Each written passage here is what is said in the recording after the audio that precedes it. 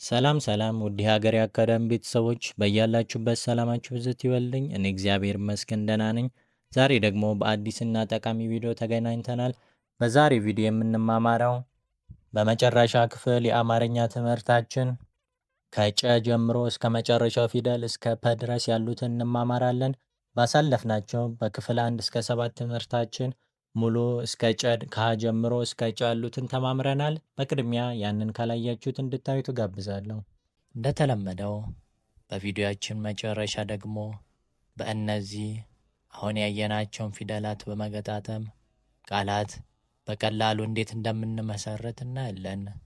ከዚህ ባሻገር መጨረሻ ላይ ዛሬ ከተማርነው ትምህርት ጥያቄ ሰጣችሁና መልሳችሁን በኮሜንት ታሳውቁኛላችሁ። በዚሁ አጋጣሚ አሁን ከምናስተምራቸው ልጆች ጋር በግልም ወይም በቡድን ባሉበት ሆነው አማርኛን አቀላጥፈው መማር ከፈለጉ ከታች ባለው ስልክ ይደውሉልን። ወደ ዛሬው ትምህርታችን ስናልፍ ፊደሎች ከፊትም ከኋላም በቀላሉ እንዴት እንደሚነበቡ እናያለን። ስለዚህ እናንተም በቃል ያለ ይረሳል፣ በጽሑፍ ያለ ይወረሳል ነውና ደብተርና እስክሪብቶ አውጥታችሁ እየጻፋችሁ አብረን እንማማር። በመጀመሪያ የምንመለከተው ጨ ጨ ጨ ሲጻፍ በቀደም ያየናትን ጠን እንጽፍና በሶስቱም እግሮቹ በቀኝ በኩል ቀለበት እናደርጋለን። የጨ ሁለተኛ ቤቱ ጩ ጩ ጩ ሲጻፍ የመጀመሪያ ቤቱን ጨን እንጽፍና በቀኝ በኩል ከጎኑ ጭረት ይኖረዋል። ሶስተኛ ቤቱ ጪ ጪ ጪ ሲጻፍ የመጀመሪያ ቤቷን ጨን እንጽፍና ከጨ የሚለየው የቀኝ በኩል ያለው ቀለበት ሳይሆን ጭረት ይሆናል ማለት ነው። አራተኛ ቤቱ ጫ ጫ ጫ ሲጻፍ የመጀመሪያ ሁለት እግሮቹ አነስ ይላሉ። አምስተኛ ቤቱ ጬ ጬ ጬ ሲጻፍ የመጀመሪያ ቤቷን ጨን እንጽፍና በቀኝ በኩል ጭረት አድርገን ጭረቷ ላይ ቀለበት እናደርጋለን። ስድስተኛ ቤቱ ጭ ጭ ጭ ሲጻፍ በቀደም ያየናትን የጠ ስድስተኛ ቤት ጥን እንጽፍና በሶስቱም እግሮቹ በቀኝ በኩል ቀለበት እናደርጋለን። ሰባተኛው የመጨረሻው ጮ ጮ ጮ ሲጻፍ ከአራተኛው በተቃራኒ አራተኛው ሁለቱ የመጀመሪያ እግሮቹን የሚያንሱት፣ ሰባተኛው የመጨረሻ ሁለቱ እግሮቹ ያንሳሉ። ማለትም የመጀመሪያ እግሩ ረዘም ይላል ማለት ነው። መልካም፣ እስኪ ከጀርባ አብረን እንበላቸው። ጮ ጭ ጬ ጫ ጪ ጩ ጨ። በቀጣይ ደግሞ የምናየው ጰ ጰ የጰ ሁለተኛ ቤቱ ጶ ጶ ጶ ሲጻፍ የመጀመሪያውን ጰ እንጽፈን በቀኝ በኩል ከጎኑ ጭረት ይኖረዋል። ሶስተኛ ቤቱ ጲ ጲ ጲ ሲጻፍ የመጀመሪያውን ጰ እንጽፈን ጭረቱ እግሯ ስር ይሆናል በቀኝ በኩል። አራተኛ ቤቱ ጳ ጳ ጳ ሲጻፍ የመጀመሪያ እግሩ አነስ ይላል። አምስተኛ ቤቱ ጴ ጴ ጴ ሲጻፍ የመጀመሪያ ቤቱን ጰን እንጽፍና በቀኝ በኩል እግሩ ስር ቀለበት እናደርጋለን። ስድስተኛ ቤቱ ጵ ጵ ጵ ሲጻፍ የመጀመሪያውን ጰን እንጽፍና በቀኝ በኩል አናቱ ላይ ጭረት እናደርጋለን ወደ ቀኝ። ሰባተኛው የመጨረሻው ጶ ጶ ጶ ደግሞ ሲጻፍ የመጨረሻ እግሩ አነስ ይላል። የመጨረሻ እግሩ አነስ ይላል ማለት ነው። መልካም፣ እስኪ ከጀርባን በላቸው። ጶ ጵ ጴ ጳ ጲ ጶ ጰ። መልካም። በቀጣይ ደግሞ የምናየው ጸ ጸ ችኛዋ ጸሎቱ ጸ በመባል ትታወቃለች። ጸሎቱ ጸ ሲጻፍ ከጰ የሚለየው ጰ ላይ አናቱ ላይ ጭረት አለ፣ እችኛዋ ላይ ግን የለም ማለት ነው። ጸ የጸ ሁለተኛ ቤቱ ጹ ጹ ጹ ደግሞ ሲጻፍ የመጀመሪያዋን ጸን ጽፈን ከጎኑ ጭረት ይኖረዋል። ሶስተኛ ቤቱ ጺ ጺ ጺ ሲጻፍ የመጀመሪያ ቤቱን ጸን ጽፈን ጭረቱ እግሯ ስር ይሆናል ማለት ነው። አራተኛ ቤቱ ጻ ጻ ጻ ሲጻፍ የመጀመሪያ እግሩ አነስ ይላል። አምስተኛ ቤቱ ጼ ጼ ጼ ሲጻፍ የመጀመሪያ ቤቱን ጸን ጽፈን በቀኝ በኩል እግሩ ስር ቀለበት እናደርጋለን። ስድስተኛ ቤቱ ጽ ጽ ጽ ሲጻፍ የመጀመሪያውን ጸን ጽፈን በቀኝ በኩል አናቱ ላይ ወደ ቀኝ ጭረት እናደርጋለን። ሰባተኛው የመጨረሻው ጾ ጾ ጾ ሲጻፍ ከአራተኛው በተቃራኒ አራተኛው የመጀመሪያ እግሩ ነበር የሚያንሰው። ሰባተኛው ጾ ግን የመጨረሻ እግሩ አነስ ይላል ማለት ነው። መልካም፣ እስኪ ከጀርባ አብረን እንበላቸው። ጾ ጽ ጼ ጻ ጺ ጹ ጸ። በቀጣይ ደግሞ የምናየው ጸ ይባላል እንደዚሁ። ይችኛዋ ደግሞ ፀሐዩ ፀሐዩ ጸ በመባል ትታወቃለች። ፀሐዩ ጸ ሲጻፍ በቀደም ያየናትን አይኑን እንጽፍና አይኑ አን እንጽፍና መሃል ላይ ጭረት ማድረግ ማለት ነው። የጸ ሁለተኛ ቤቱ ጹ ጹ ጹ ሲጻፍ የመጀመሪያዋን ጸን ጽፈን የመጀመሪያዋን ጸን እንጽፍና በቀኝ በኩል ከጎኑ ጭረት እናደርጋለን። ሶስተኛ ቤቱ ጺ ጺ ጺ ሲጻፍ የመጀመሪያዋን ጸን እንጽፍና ወደ ታች ቀጥ አድርገን አውርደን በቀኝ በኩል ወደ ቀኝ እጥፍ እናደርገዋለን። አራተኛ ቤቱ ጻ ጻ ጻ ሲጻፍ የመጀመሪያዋን ጸን እንጽፍና በቀኝ በኩል ወደ ታች ቀጥ አድርጎ ማውረድ ማለት ነው።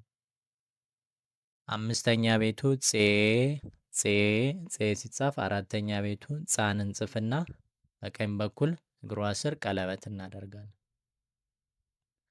ስድስተኛ ቤቱ ጽ ጽ ጽ ሲጻፍ የመጀመሪያ ቤቱን ጸን እንጽፍና አናቷ ላይ መሃል ላይ ወደ ላይ ጭረት እናደርጋለን። ሰባተኛ የመጨረሻው ጾ ጾ ጾ ሲጻፍ የመጀመሪያ ቤቷን ጸን እንጽፍና ከታች መሃል ላይ ተነስተን እግሯን ወደ ግራ ጋደድ አድርገን እናወርደዋለን። ቀጥ አይልም ማለት ነው። መልካም፣ እስኪ ከጀርባን በላቸው። ጾ ጽ ጼ ጻ ጺ ጹ ጸ። በቀጣይ ደግሞ የምናየው ፈ ፈ ፈ ሲጻፍ በቀደም ያየናትን ስንጀምር ያየናትን ረን እንጽፍና በውስጥ በኩል ቀለበት ነገር በትንሹ ማድረግ ማለት ነው። ሁለተኛ ቤቱ ፉ ፉ ፉ ሲጻፍ የመጀመሪያ ቤቷን ፈን እንጽፍና እግሩ ወደ ታች ወደ ግራ ጋደድ ብሎ ነው፣ ቀጥ አይልም። ወደ ግራ ጋደድ ብሎ ነው የሚወርደው ማለት ነው። ሶስተኛ ቤቱ ፊ ፊ ፊ ሲጻፍ ከመጀመሪያው ፈ የሚለየው እግሯ እጥፍ ትላለች። ፊ እግሯ እጥፍ ትላለች ማለት ነው። አራተኛ ቤቱ ፋ ፋ ፋ ሲጻፍ የመጀመሪያ ቤቱን ፈን እንጽፍና ወደ ታች የምናወርደው ቀጥ አድርገን ነው ማለት ነው። የሁለተኛ ቤቱን ስንጽፍ ወደ ግራ ጋደድ አድርገን ነበር። ይችኛዋ ፋ ግን ቀጥ ብላ ነው የምትወርደው ማለት ነው። አምስተኛ ቤቱ ፌ ፌ ፌ ሲጻፍ የመጀመሪያ ቤቱ ፈን እንጽፍና በቀኝ በኩል እግሩ ስር ቀለበት እናደርጋለን። ስድስተኛ ቤቱ ፍ ፍ ፍ ሲጻፍ አራተኛ ቤቱን ፏን እንጽፍና አናቱ ላይ ወደ ቀኝ ጭረት እናደርጋለን ማለት ነው። ሰባተኛው የመጨረሻው ፎ ፎ ፎ ሲጻፍ ስድስተኛ ቤቱን ፍን ከጻፍን በኋላ አናቱ ላይ በውስጥ በኩል ቀለበት እናደርጋለን። መልካም፣ እስኪ ከጀርባ አብረን እንበላቸው። ፎ ፍ ፌ ፋ ፊ ፉ ፈ። በመጨረሻ ደግሞ እናየው የአማርኛ ፊደል የመጨረሻ የሆነው ፐ ፐ ፐ ሲጻፍ አንድ ቋሚ መስመር አድርገን አናቱ ላይ ወደ ጎን ጭረት ማድረግ ማለት ነው። የፐ ሁለተኛ ቤቱ ፑ ፑ ፑ ሲጻፍ የመጀመሪያዋን ፐን እንጽፍና ጭረቱ በቀኝ በኩል ከጎን ይሆናል ማለት ነው። ሶስተኛ ቤቱ ፒ ፒ ፒ ሲጻፍ የመጀመሪያውን ፐን ጽፈን ጭረቱ እግሯ ስር በቀኝ በኩል ወደ ቀኝ ይሆናል። አራተኛ ቤቱ ፓ ሲጻፍ የመጀመሪያውን ፐ ጽፈን እግሯን ወደ ግራ ጋደድ እናደርጋታለን። አምስተኛ ቤቱ ፔ ሲጻፍ የመጀመሪያውን ፐን እንጽፍና በቀኝ በኩል እግሩ ስር ቀለበት እናደርጋለን። ስድስተኛ ቤቱ ፕ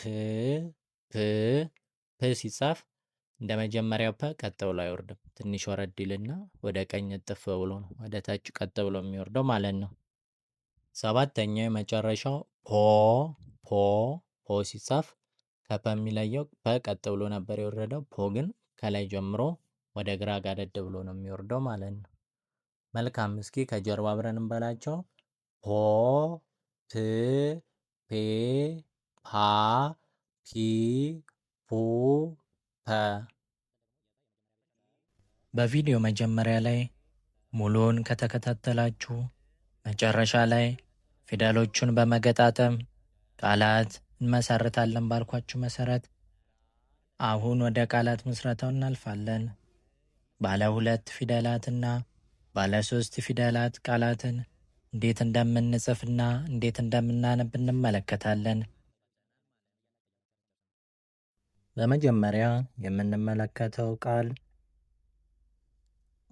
የጨ አራተኛ ቤት፣ እስኪ እንቁጠረው። ጨ ጩ ጪ ጫ ጫ። በመቀጠል ደግሞ የፈ ስድስተኛ ቤት ፈ ፉ ፊ ፋ ፌ ፍ ፍ የሚለውን ድምፅ እናገኛለን። ሁለቱ አንድ ላይ ጫፍ ጫፍ ጫፍ የሚለውን ቃል ይሰጠናል ማለት ነው።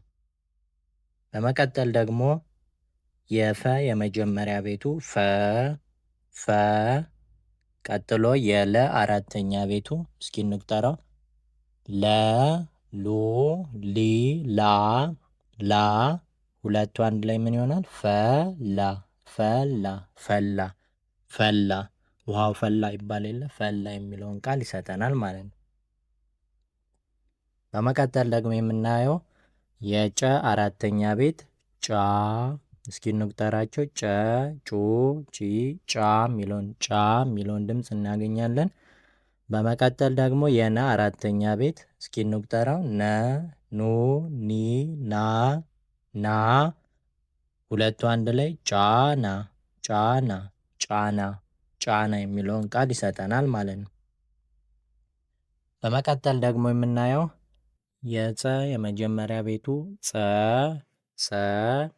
በመቀጠል የለ ሰባተኛ ቤቱ፣ እስኪ እንቁጠረው። ለ ሉ ሊ ላ ሌ ል ሎ ሎ የሚለውን ድምፅ እናገኛለን።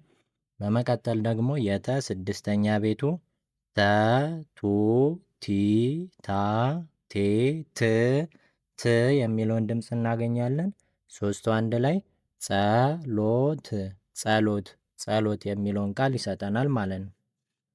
በመቀጠል ደግሞ የፈ የመጀመሪያ ቤቱ ፈ። በመቀጠል የተ የመጀመሪያ ቤቱ ተ። በመቀጠል ደግሞ የምናየው የነ አራተኛ ቤቱ፣ እስኪ እንቁጠረው። ነ ኑ ኒ ና ና የሚለውን ድምፅ እናገኛለን። ሶስቱ አንድ ላይ ፈተና ፈተና ፈተና የሚለውን ቃል ይሰጠናል ማለት ነው። በመጨረሻ ደግሞ የምንመለከተው የጨ የመጀመሪያ ቤት ጨ። በመቀጠል የረ የመጀመሪያ ቤት ረ። በመቀጠል ደግሞ የቀ አራተኛ ቤት፣ እስኪ እንቁጠረው። ቀ ቁ ቂ ቃ የሚለውን ድምፅ እናገኛለን። ሶስቱ አንድ ላይ ጨረቃ ጨረቃ ጨረቃ የሚለውን ቃል ይሰጠናል ማለት ነው። የዛሬው ትምህርታችን የተማማርነውን ይመስል ነበር። በቀጣይ በአዲስና ጠቃሚ ቪዲዮ እስከምንገናኝ በያላችሁበት ቸር ሰንብቱ።